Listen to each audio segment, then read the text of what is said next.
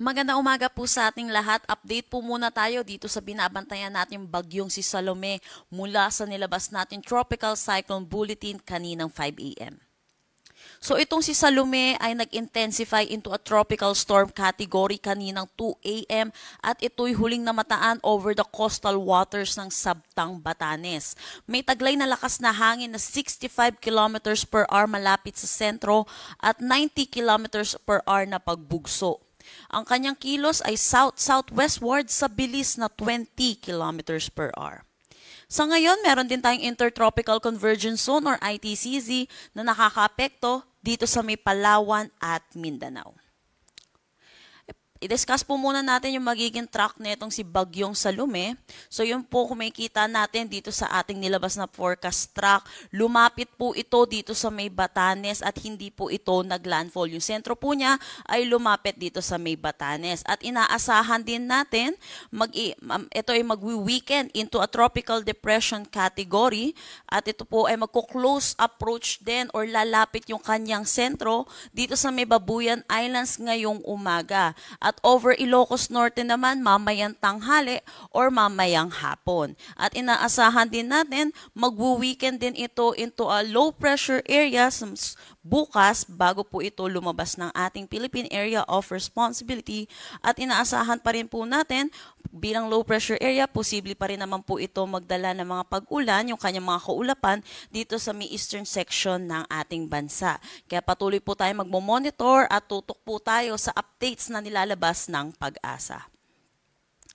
Dahil po nag-intensify ito into a tropical storm category, ang pinakamataas po nating tinataas ay signal number 2. Signal number 2 tayo dito sa may Batanes. Signal number 1 naman dito sa western portion ng Babuyan Islands, northwestern portion ng Ilocos Norte. Mag-ingat po ang ating mga kababayan dahil po sa mga malalakas na bugso ng hangin. Hinggil naman sa magiging paulan netong ni Bagyong Salome, inaasahan po natin ngayong araw ang 100 to 200 millimeters of rain dito sa may Batanes. At inaasahan naman natin bukas habang papalayo ng ating Philippine Area of Responsibility itong si Bagyong Salome, inaasahan natin hihina naman or mawabawasan yung mga significant rainfall dito sa Batanes, kaya't inaasahan na lamang natin ang 50 to 100 millimeters of rain. Pero ito po makikita natin, gaya po na sinabi ko kanina, magko-close approach po siya dito sa may Babuyan Islands at Ilocos Norte. Ito po ay nilabas po natin weather advisory. Ito lamang po yung possible na maka-reach po ng 100 to 200 millimeters of rain o kaya 50 to 100 millimeters of rain.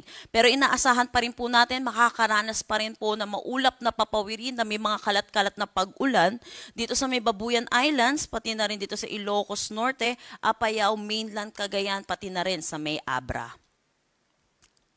Meron tayong nakataas na gale warning dito sa may Batanes at Babuyan Islands. Kaya pinapaalalahanan po natin yung mga kababayan po natin na delikado po muna pumalaot dito sa coastal waters ng Batanes at Babuyan Islands. Para naman sa magiging panahon natin ngayong araw, inaasahan natin makakaranas ng stormy conditions dito sa Batanes, dulot netong si Bagyong Salome. Rains with gusty winds naman dito sa may Babuyan Islands at Ilocos Norte.